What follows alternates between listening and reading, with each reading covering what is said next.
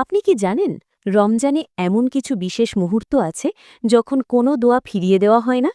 আপনার চোখের পানির যে দোয়াটা আপনি বছরের পর বছর ধরে করছেন, যে না পাওয়াটা আপনার বুকে পাথর হয়ে বসে আছে, আপনার সেই দোয়া কি আজ কবুল হতে পারে? হয়তো এই রমজানে। হ্যাঁ, ঠিক এই রমজানেই আপনার জীবনের সবচেয়ে বড় দোয়াটা কবুল হয়ে যাবে ইনশাআল্লাহ। আসসালামু আলাইকুম ওয়ারাহমাতুল্লাহি ওয়াবারাকাতুহু। আমার প্রিয় বোনেরা, রমজান মাস রহমতের মাস, মাগফিরাতের মাস আর নাজাতের মাস। কিন্তু এর বাইরেও রমজানের আরেকটা বড় পরিচয় আছে। রমজান হল দোয়া কবুলের মাস। আমরা অনেক সময় হতাশ হয়ে যাই, তাই না? মনে হয় এত দোয়া করি, আল্লাহ কি আমার কথা শোনেন না? প্রিয় বোন, আপনার এই প্রশ্নের উত্তর আল্লাহ সুবহানাহু তাআলা নিজেই পবিত্র কুরআনে দিয়েছেন। সূরা আল বাকারার ১৮৫ নম্বর আয়াতে আল্লাহ রমজানের রোজার কথা বলেছেন, আর ঠিক তার পরের আয়াতটিতে অর্থাৎ ১৮৬ নম্বর আয়াতে আল্লাহ কি বলেছেন জানেন? আল্লাহ বলছেন, ওয়া ইজা সাআলাকা ইবাদি আন্নি ফা ইন্নি করিবুন। আর আমার বান্দারা যখন আপনার কাছে আমার ব্যাপারে জিজ্ঞেস করে, তখন আপনি বলে দিন যে আমি তো খুব কাছেই আছি। সুবহানাল্লাহ। আল্লাহ বলছেন না যে আমি আরশে আছি বা আমি দূরে আছি। আল্লাহ বলছেন আমি খুব কাছেই আছি। আমি আহ্বানকারীর ডাকে সাড়া দিই যখন সে আমাকে ডাকে। কিন্তু বোন, দোয়া কবুল হওয়ার জন্য শুধু মুখে বলাই যথেষ্ট নয়। নবী মোহাম্মদ সাল্লাল্লাহু আলাইহি ওয়াসাল্লাম আমাদের শিখিয়েছেন দোয়া কবুলের জন্য কিছু শর্ত আছে। প্রথমত, ঈমান এবং ইয়াকিন বা দৃঢ় বিশ্বাস। আপনাকে ১০০ ভাগ বিশ্বাস রাখতে হবে যে আমার আল্লাহ আমাকে দেবেনই। দিলে দিবে, না দিলে নাই, এমন সংশয় নিয়ে দোয়া করলে তা কবুল হয় না। দ্বিতীয়ত, একমাত্র আল্লাহর কাছে চাওয়া। আপনার মনের সবটুকু আকুতি কেবল রবের সামনেই পেশ করতে হবে। তৃতীয়ত, হারাম থেকে দূরে থাকা। আমাদের খাবার, আমাদের পোশাক যেন হালাল উপার্জনের হয়। এবং চতুর্থত, তাড়াহুড়ো না করা। নবী মোহাম্মদ সাল্লাল্লাহু আলাইহি ওয়াসাল্লাম বলেছেন, তোমাদের দোয়া কবুল করা হয় যতক্ষণ না তোমরা তাড়াহুড়ো করে বলো যে আমি তো দোয়া করলাম কিন্তু কবুল হলো না। রমজান মাসের প্রতিটি সেকেন্ডই তো বরকতময়, তবে এর মধ্যে এমন ৫টি বিশেষ সময় আছে যে সময়গুলোতে দোয়া করলে আল্লাহ তাআলা কখনোই তা ফিরিয়ে দেন না। আসুন সময়গুলো চিনে নিই। ১. ইফতারের ঠিক আগের মুহূর্ত। সারা দিন রোজা রাখার পর যখন আপনার গলা শুকিয়ে কাঠ, পেট ক্ষুধার্ত, সামনে মজার মজার খাবার সাজানো, কিন্তু আপনি আল্লাহর ভয় খাচ্ছেন না, সেই মুহূর্তটি আল্লাহর কাছে ভীষণ প্রিয়। ইফতারের ঠিক আগের এই ৫-১০ মিনিট আপনি দুনিয়ার সব কাজ বাদ দিয়ে দিন। ইফতারি বানানো শেষ, এবার হাত তুলুন।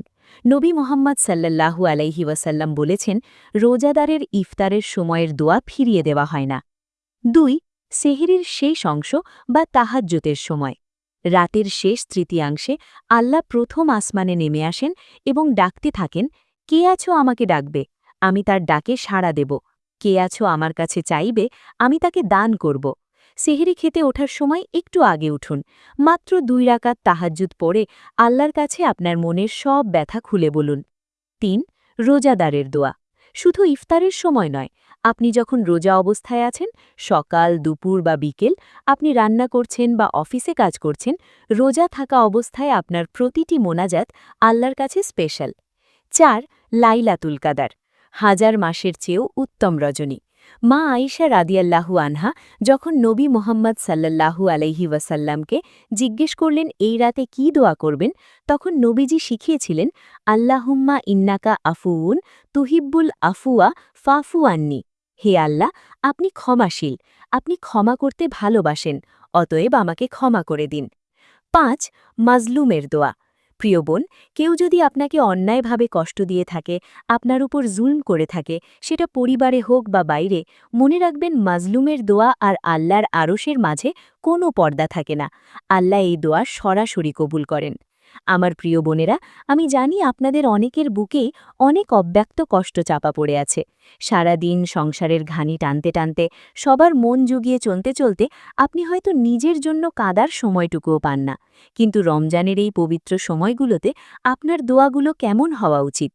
যিনি স্বামী এবং সংসারের জন্য লড়ছেন, আপনার স্বামীর জন্য দোয়া করুন, ইয়া আল্লাহ, আমার স্বামীর রিজিকে বরকত দিন, তাকে হালাল উপার্জনের তৌফিক দিন, তার অন্তরকে দিনের দিকে ঘুরিয়ে দিন।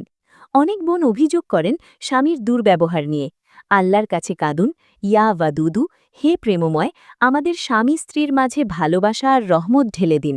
যিনি সন্তানের হেদায়েত নিয়ে চিন্তিত, আপনার সন্তান হয়তো কথা শুনছেন না, দিন থেকে দূরে সরে যাচ্ছে। একজন মায়ের দোয়া সন্তানের জন্য কত শক্তিশালী জানেন?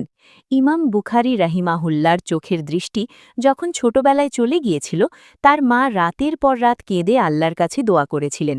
একদিন স্বপ্নে ইব্রাহিম আলাইহিসসালাম এসে তাকে বললেন, তোমার কান্নার কারণে আল্লাহ তোমার সন্তানের দৃষ্টিশক্তি ফিরিয়ে দিয়েছেন। সুবহানাল্লাহ। আপনার সন্তানের হেদায়েতের জন্য আপনার চোখের পানিই যথেষ্ট। যিনি নেক জীবনসঙ্গীর অপেক্ষায় আছেন, আমার অনেক অবিবাহিত বোন বা ডিভোর্সি বোন আছেন যারা একজন দিনদার জীবনসঙ্গীর অপেক্ষায় করছেন। মানুষের কটু কথা শুনতে শুনতে আপনারা ক্লান্ত। এই রমজানে আল্লাহর কাছে সূরা ফুরকানের ৭৪ নম্বর আয়াতটি বেশি বেশি পড়ুন। রাব্বানা হাবলানা মিন আজওয়াজিনা ওয়া যুররিয়াতিনা কুররাতা আয়ুন।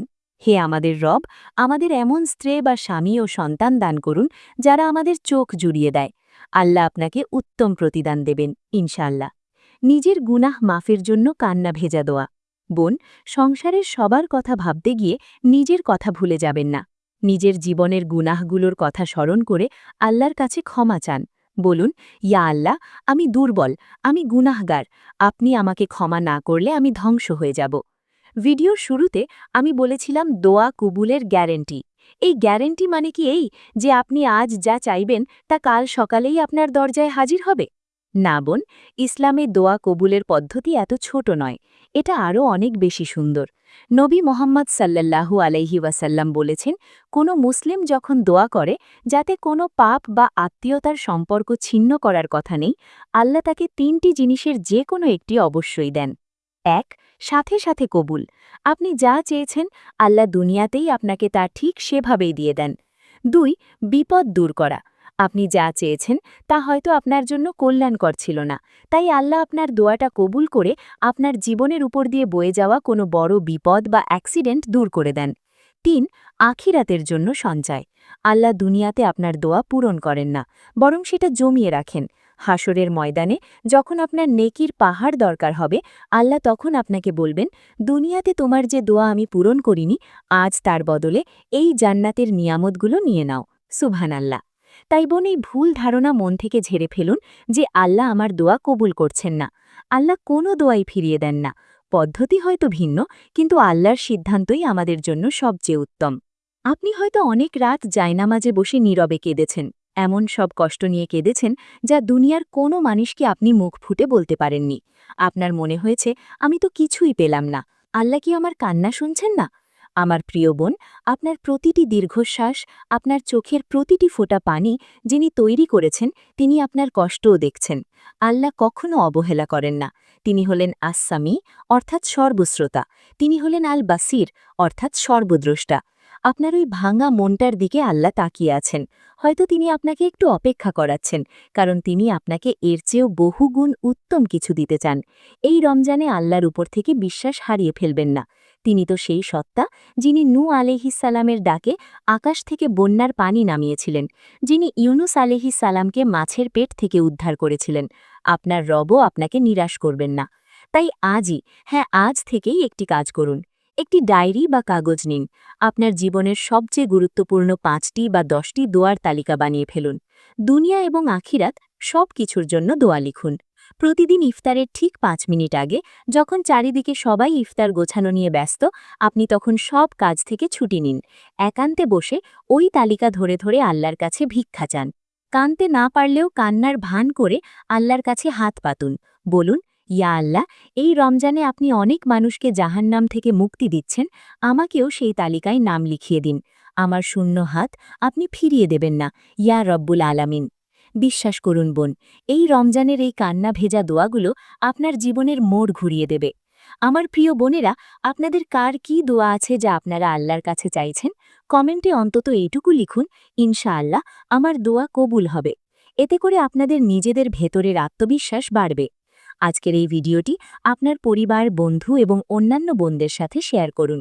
কে জানে, আপনার একটি শেয়ারের কারণে হয়তো কোনো হতাশ বোন আজ রাতে নতুন করে আল্লাহর কাছে হাত তোলার সাহস পাবে।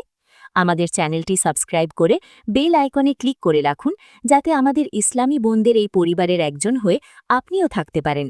আগামী ভিডিওতে আমরা আলোচনা করব রমজানে কোন আমল সবচেয়ে বেশি কবুল হয়। সেই ভিডিওটি দেখার আমন্ত্রণ রইল। আল্লাহ আমাদের সকলের দোয়া কবুল করুন, আমাদের রমজানকে বরকতময় করুন। আমিন ইয়া রব্বুল আলামিন। আসসালামু আলাইকুম ওয়া রাহমাতুল্লাহি ওয়া বারাকাতুহু।